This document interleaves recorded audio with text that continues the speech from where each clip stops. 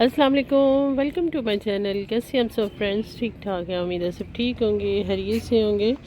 तो आज मैं दूंगी अपनी जितनी भी वेजिटेबल्स हैं उनकी अपडेट्स दूंगी और कुछ बातें भी आपसे शेयर करेंगे कि अगर हम छत पे गार्डनिंग करते हैं तो उसको कैसे मैनेज करना चाहिए। और क्योंकि अगर हम छत पे गार्डनिंग करते हैं तो उसके लिए हमें बहुत सी बातों का ख्याल रखना पड़ेगा। वही बातें मैं आज आपसे डिस्कस करूँगी इसी वीडियो में। ज़मीन में गार्डनिंग करना तो बहुत आसान है। अगर आपके पास ज़मीन है, कोई प्लॉट है, तो उसमें तो आप बड़ी आसानी से गार्डनिंग कर सकती हैं। लेकिन ज़्यादा मसाइल जो है ना, मसले हमें होते हैं जब हम छत पे अपने रूफ़ टॉप पे गार्डनिंग करते हैं, तब हमें सारे मसले होते हैं। ये देखें माशाल्लाह से कितने अच्छी फ्रूटिंग कर रहा है ये हमारा टमाटो का प्लांट। और खुद बेचारा ये देखें बिल्कुल मुरझा गया हुआ है, लेकिन कम अज़ कम भी 1 किलो के हिसाब से इसके ऊपर टमाटो होंगे। ये देखें अब पकना स्टार्ट हो गए हैं, ये देखें। हाँ जी, तो बात हो रही थी कि हम जब छत पे गार्डनिंग करते हैं तो उसमें हमें बहुत सी बातों का ख्याल रखना पड़ता है। उसका वेट भी मैनेज करना पड़ता है कि हमारी जो छत है उसके ऊपर ज़्यादा वेट ना हो जाए, यानी कि वज़न ज़्यादा हो ना जाए। तो उसका क्या हल है कि हमारे जो मतलब छत है उसके ऊपर ज़्यादा वज़न भी ना हो और हमारे जो पौधे हैं उनको लिए मिट्टी भी बहुत सी अच्छी बन जाए। तो वही टिप मैं आज आपको बताऊँगी। लहसुन की ग्रोथ देखें माशाल्लाह से कितनी अच्छी है और बहुत ही ज़बरदस्त ग्रोथ है।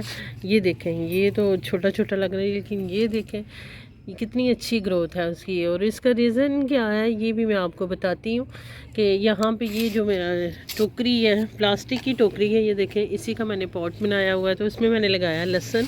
लहसुन माशाल्लाह से ये देखें कितना अच्छा ग्रो होगा। और दूसरे लहसुन से इसकी ग्रोथ ज़्यादा अच्छी है और मोटा मोटा लहसुन है। उसकी वजह यही है, तो इसमें मैंने गोबर खाद यूज़ की थी, प्लस मैंने सबसे ज़्यादा इसमें ना ये छिलके और ड्राई लीव्स जितने भी पत्ते होते हैं ना खुश्क, वो मैंने यूज़ किए थे। तो उसमें देखें कितनी अच्छी इनकी ग्रोथ है। और दूसरी ग्रोथ की इसकी वजह ये है कि इसको मैंने थोड़ा फासले फासले पे लगाया हुआ है। दूसरे जो जितने भी पॉट हैं उसमें मैंने ना बहुत ज़्यादा लहसुन लगा के, क्योंकि इसको थोड़ा सा ना फासले फासले पे रखे ताकि इसकी रूट्स जो है ना उनको भी थोड़ा सा मतलब मौका मिले फैलने के लिए। ये देखें कितना डिस्टेंट है इसमें, मतलब एक पौधे से दूसरे पौधे का। तो यही वजह है इसकी माशाल्लाह से ग्रोथ देखें कितनी अच्छी है, बहुत ही ज़बरदस्त है ग्रोथ।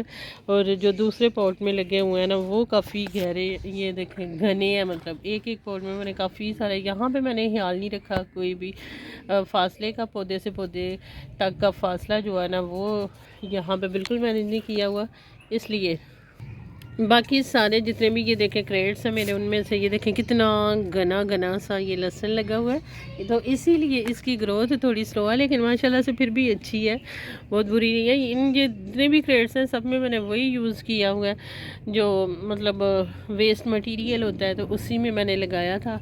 तो वो इस नीचे डालने का ये मकसद होता है कि वो नीचे डिकम्पोज होता रहता है और ऊपर हमारा जो भी हम प्लांट लगाएं वो ग्रो होता रहता है और उसको सारे न्यूट्रेंट वगैरह मिलते रहते हैं। बार बार हमें खाद डालने की ज़रूरत नहीं पड़ती और हमारी फ्री ऑफ कॉस्ट में जो है ना खाद वो भी तैयार होती रहती है और हमें बार बार खाद डालने की ज़रूरत भी नहीं पड़ती। ऐसे ये देखें ये भी मैंने लगाई हुई हैं, कुछ मूलियाँ लगी हुई हैं, शलजम लगे हुए हैं, कुछ सरसों लगी हुई है इसमें। ये देखें सारे ऐसे ही लगे हुए हैं। तो आपने भी अगर आप गार्डनिंग कर रहे हैं अपने रूफ टॉप पे, तो सबसे बेस्ट मैं आपको मशवरा दूँ, मेरा काफ़ी देर का तजर्बा है, तो सबसे बेस्ट तरीका यही है कि आप जो है ना गोबर खाद यूज़ करें और सूखे पत्ते, जितने भी सर्दियों में अक्सर दरख्तों के पत्ते ना सूख जाते हैं, आपने वो कलेक्ट करके काफ़ी सारे ढेर सारे रख लेने हैं और जब भी ज़रूरत पड़े तो आपने वही इस्तेमाल करनी है।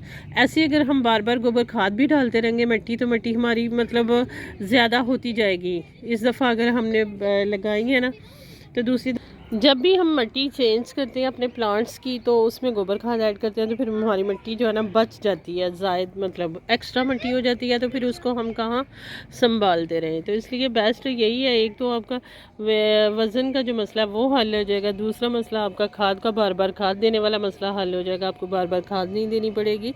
तो आपने जब भी कोई पौधे वगैरह लगाने हैं तो आपने उसमें ना जो सूखे पत्ते ज़रूर ऐड करने हैं। सूखे पत्ते जो है ना वो बहुत ही अच्छी उसकी खाद बन जाती है और वो बिल्कुल उसका ना ये कोकोपीट वाला काम करती है।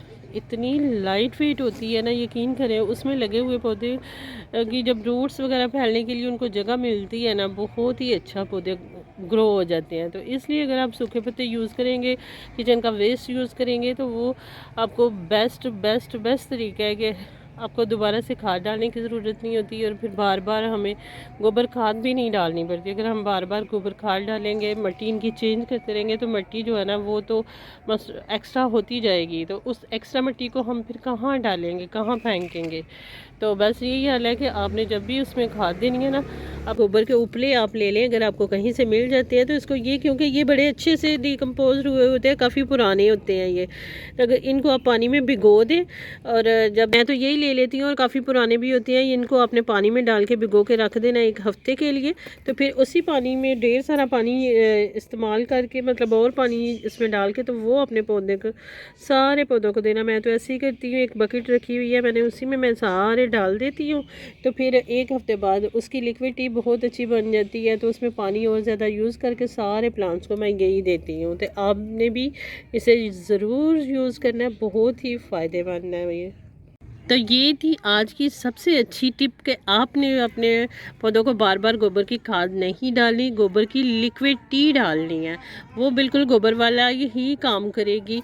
इससे आपके बहुत से मसलों का हल हो जाएगा। ये देखिए, अफ्रीकन डेजी के जो फ्लावर हैं वो भी खिलना स्टार्ट हो गए हैं। एक कलर ये है, देखें, और एक ये, 2 कलर तो इसके शो हो गए हैं, एक येलो वाला और एक ये वाला, और एक ये है, इसका भी कलर ये देखें, इसके ऊपर कलियां बहुत सारी बनी हुई हैं, लेकिन अभी फ्लावर नहीं खिला। फ्लावर खिलेगा तो इसके कलर का भी पता चल जाएगा। तो ये जो मैंने आपको टिप बताई है, बहुत ही अच्छी और यूज़फुल टिप और आजमाई हुई टिप ज़रूर इस्तेमाल कीजिएगा। तो कैसी लगी वीडियो अच्छी लगे तो लाइक एंड शेयर ज़रूर कीजिएगा। तो मिलते हैं नेक्स्ट वीडियो में, अपना बहुत सा ख्याल रखिएगा। ओके, अल्लाह हाफिज़।